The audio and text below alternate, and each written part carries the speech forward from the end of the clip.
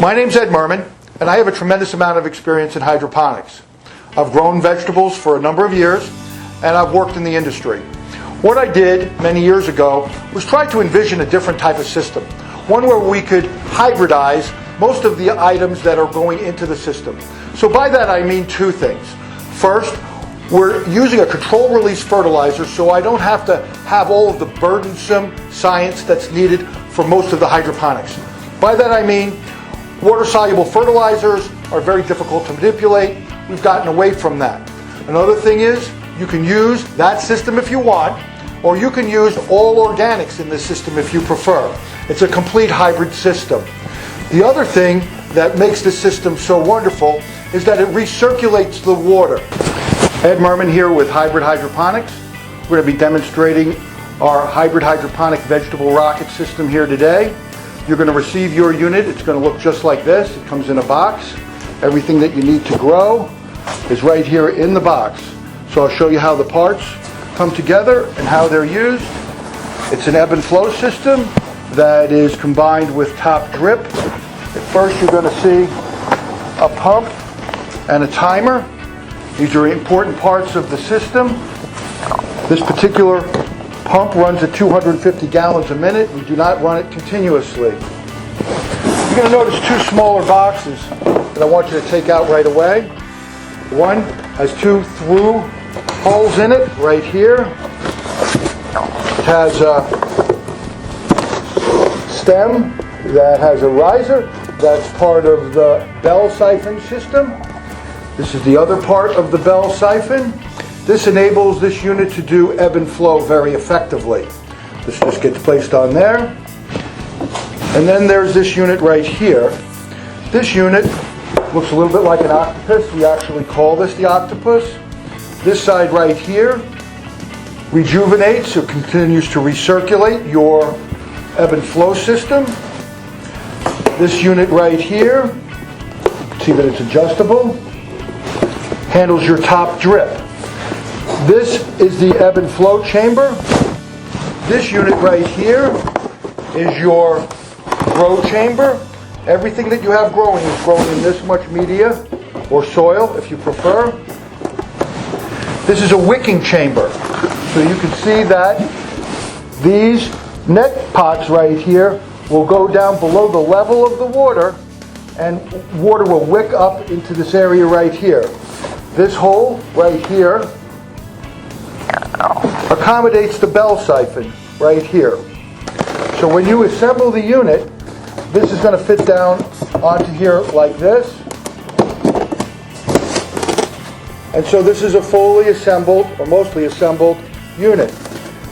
The other part that needs to be assembled is the octopus. And the octopus fits through a hole over here and down into this through port here. So in order to properly assemble this unit, I'm going to take the end of this octopus and I'm going to screw it on just like this. It's a very simple system. It just allows us to transfer water from the reservoir below, which is yet to be shown, into this ebb and flow system here and into the top drip system through the bottom, up through this layer and to the top. These are used to recirculate water into the bottom, and then simply these are your top drip that we'll use on this layer right here with the media. This right here is a net that we use in order to separate the media from the ebb and flow system. The reason why we do that is we don't want to flush a lot of media down into our reservoir. In some of the other units, you'll notice that this piece has been replaced by screen. The screen happens to be far more sturdy than this. We find that it's good either way. If you later on don't want to use this, 2 layers of window screen at the bottom are perfectly fine. And I talk about on multiple regenerations of the unit here, or when you're replanting it. The other pieces that you might want to take a look at and kind of wonder about are this right here, which is a platform that these units sit on. once we've taken out the reservoir. So what we have here now is just the reservoir system. This is really the base of our entire system. It just is a styrofoam cooler type material. We like that because it really keeps the water cool in the summer and warm in the winter. It's also easy to work with, light to ship, light to assemble. You notice right here there's a notch. This notch right here is where the cord from your pump is going to come through. The pump is going to be in this area, and I'm going to assemble this entire unit for you here in the next few seconds.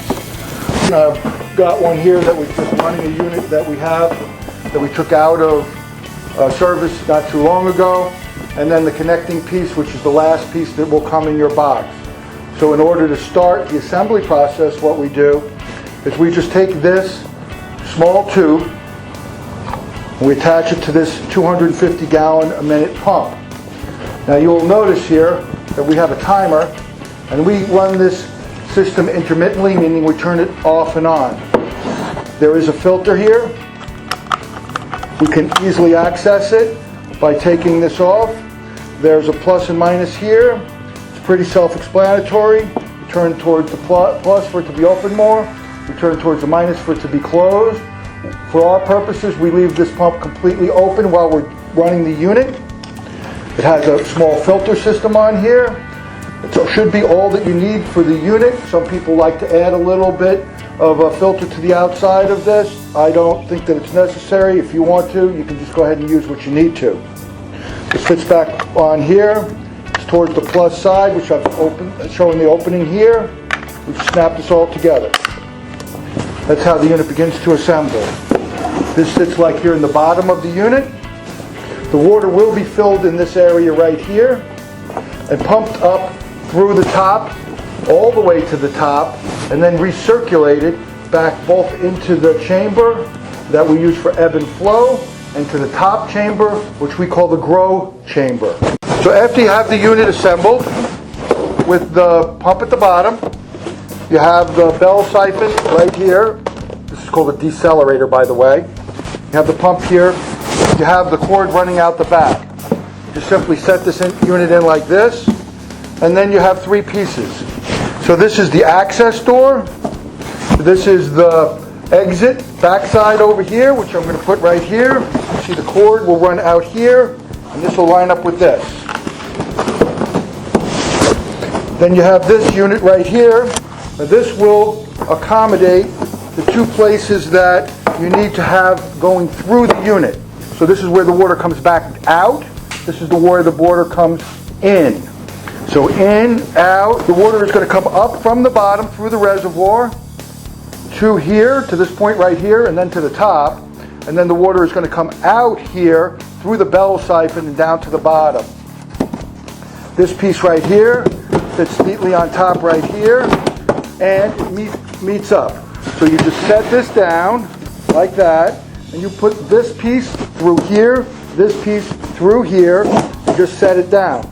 All you have to do is nestle, pump into place so that this sets flat, and everything should be just fine, which it is. Now you're ready for the rest of the assembly. The rest of the assembly is relatively simple as well. All you need first is the top piece of the bell siphon. This is a critical piece in an ebb and flow system. This was taken from aquaponics and hybridized into this system with controlled release fertilizers, or as a complete organic system, which we prefer. But sometimes we run with controlled release fertilizers. You can run this as a complete aquaponic system and not using any fertilizers whatsoever other than water solubles. So the way that this works is, it's got a neat little trick on the inside here. This helps the bell siphon work properly. If there's any gap in air here, the bell siphon does not work properly.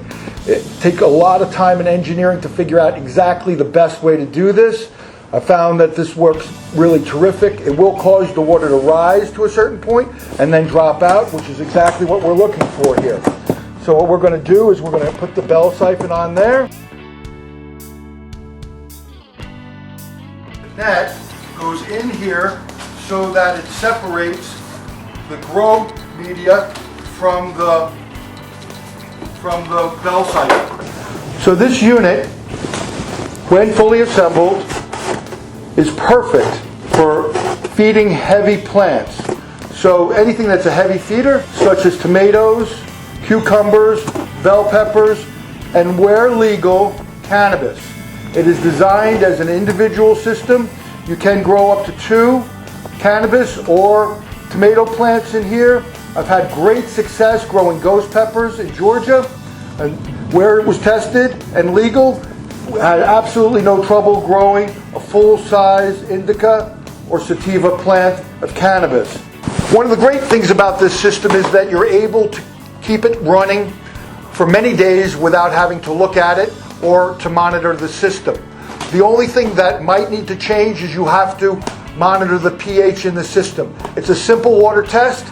It's very easy to do. If yellow starts to come on the leaves, it's very simple. All you need to do is test the water and bring the pH to the proper level.